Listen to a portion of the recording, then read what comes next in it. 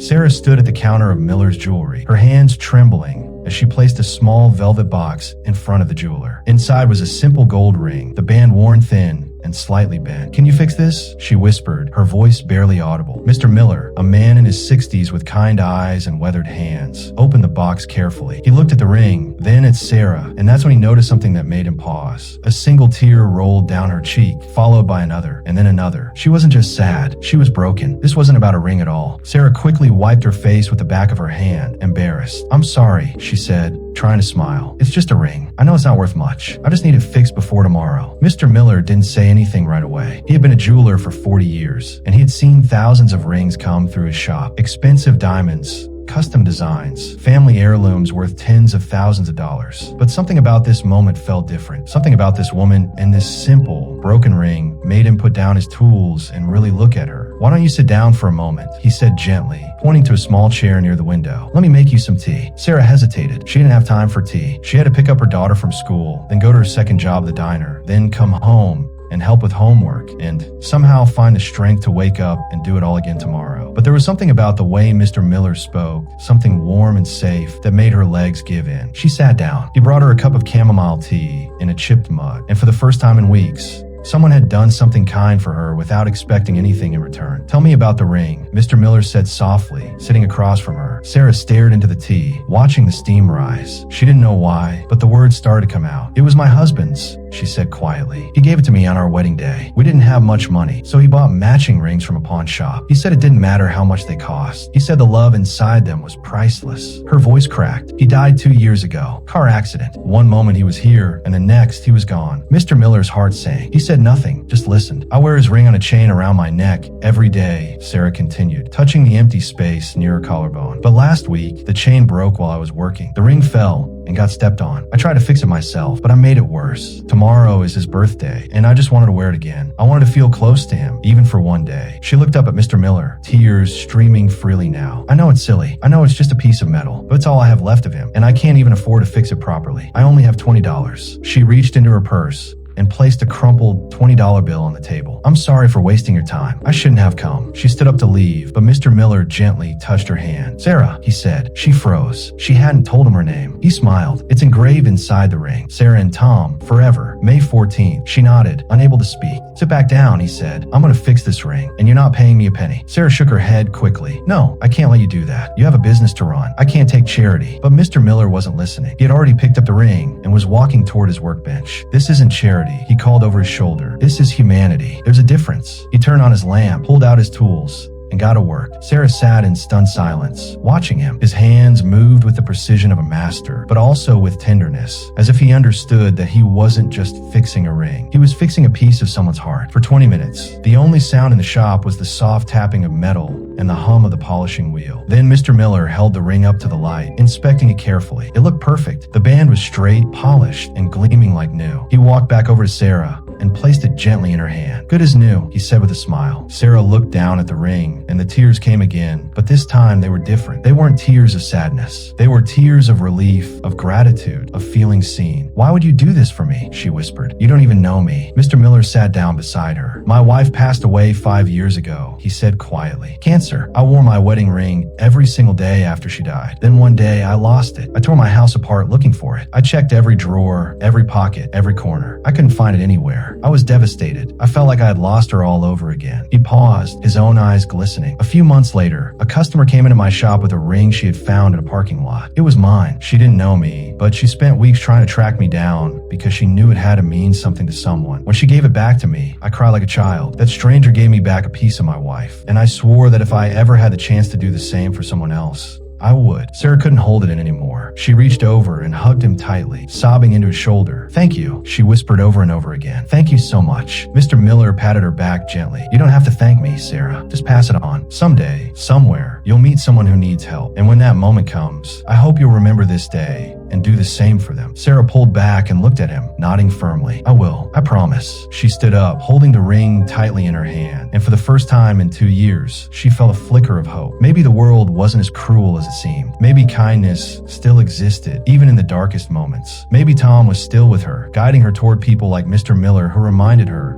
that love never truly dies. Before Sarah could leave, Mr. Miller called out to her one more time. "Sarah, wait." She turned around. He was holding a small black box. "I want you to have this," he said, handing it to her. She opened it slowly. Inside was a delicate silver chain, much stronger than the one that had broken. "For the ring," he explained, "so it stays safe this time." Sarah's lip quivered. "Mr. Miller, I can't." "Yes, you can," he interrupted gently, "and you will, because you deserve to carry his memory with you every single day without fear of losing it again." She hugged him one more time, and when she finally walked out of that jewelry shop, she wasn't the same woman who had walked in. She was lighter, hopeful, loved. That evening, Sarah sat on her bed and carefully threaded Tom's ring onto the new chain. She fastened it around her neck and held the ring against her heart. "Happy birthday, Tom," she whispered into the quiet room. "I miss you every single day. But today, I was reminded that you're still here. In every act of kindness, in every stranger who chooses love over indifference, you're still here." She closed her eyes and smiled, and for the first time in a long time, she felt at peace. The next morning, Sarah went to work at the diner with a new energy. She smiled at customers, asked about their days, listened to their stories. And when an older woman at the counter struggled to pay her bill, counting coins with shaking hands, Sarah quietly told the manager to put it on her tab. The woman looked up in shock. "Why would you do that?" she asked. Sarah touched the ring hanging around her neck and smiled. "Because someone did it for me." If this story touched your heart, let me remind you that these moments of kindness happen every single day, all around the world, and most of them go unnoticed. At Humanity Tale Studio, we believe that every act of love, every moment of grace, and every story of redemption deserves to be told. We share real stories of real people who choose kindness over cruelty, hope over despair, and humanity over selfishness. If you believe the world needs more of these stories, please take a moment to like this video, share it with someone who needs hope today, and subscribe to our channel. Let's build a community that celebrates the goodness in humanity, one story at a time. Because these stories matter, you matter, and together we can remind the world that love always wins. Over the next few weeks, something beautiful began to happen. Sarah started noticing kindness everywhere. The bus driver who waited an extra minute for a running passenger. The teenager who helped an elderly man carry groceries to his car. The teacher who stayed late to tutor a struggling student. She realized that the world had always been full of good people. She had just been too heartbroken to see them. And slowly, she began to heal. Not because the pain of losing Tom disappeared, but because she learned to carry it differently. She learned that grief and gratitude could exist in the same heart. That loss and love were not opposites, but partners. That even in the darkest valley, there were hands reaching out to pull her toward the light. One Saturday afternoon, 3 months after her visit to the jewelry shop, Sarah decided to stop by and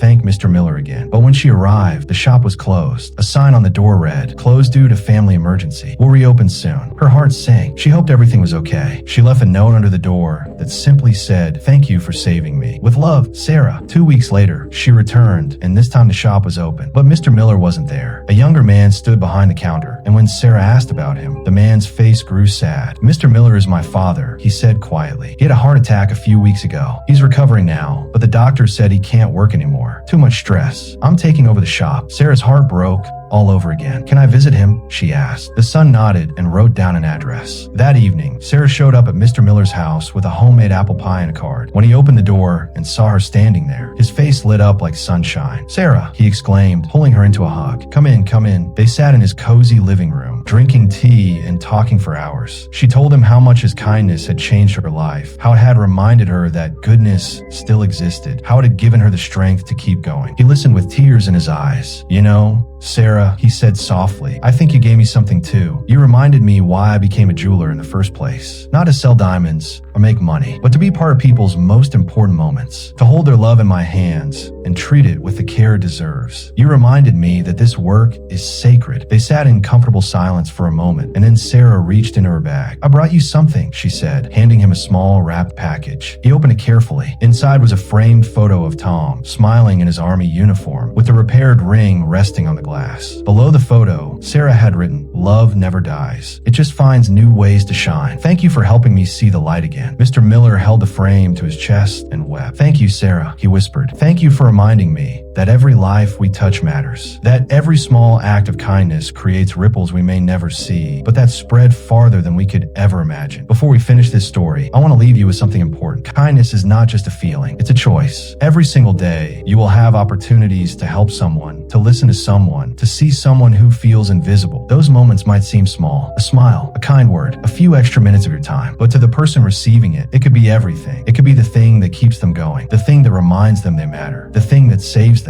So I'm asking you now, don't just watch this story and move on. Let change you. Let challenge you. Let it inspire you to be the Mr. Miller in someone else's life. Be the person who stops and listens. Be the person who helps without expecting anything in return. Be the person who reminds someone that they are loved, even when the world feels cold and cruel. At Humanity Tale Studio, we don't just tell stories. We invite you to become part of the story. Subscribe to this channel, not because we need views, but because you need hope. Because your children need to see that the world is still full of heroes who don't wear capes. Because your friends need to be reminded that one act of kindness can change everything. Share this video. Let it reach someone who is struggling today. Let it be the sign they've been praying for. Sarah and Mr. Miller stayed in touch for years after that day. They became family, bound not by blood, but by something deeper, by humanity, by love, by the unshakable belief that people are good, that life is precious, and that even in our darkest moments, we are never truly alone. On the 3rd anniversary of Tom's death, Sarah visited his grave with her daughter, Emma, who is now 10 years old. She knelt down and placed fresh flowers on the headstone. Emma stood beside her, holding her hand tightly. "Mommy," Emma asked quietly, "do you think Daddy knows we still love him?" Sarah smiled through her tears and touched the ring hanging around her neck. "I know he does, sweetheart, because love doesn't end when someone dies. It just changes form. It becomes the kindness we show to strangers, the patience we have with each other, the way we choose to see the good in the world, even when it's hard. Daddy's love is still here. It's in you, it's in me, and it's in every person who chooses to be kind, just like Mr. Miller did for us." Emma nodded thoughtfully, then reached into her pocket and pulled out a smooth, flat stone she had painted with a heart. She placed it gently on the grave. "I love you, Daddy," she whispered, "and I promise to be kind,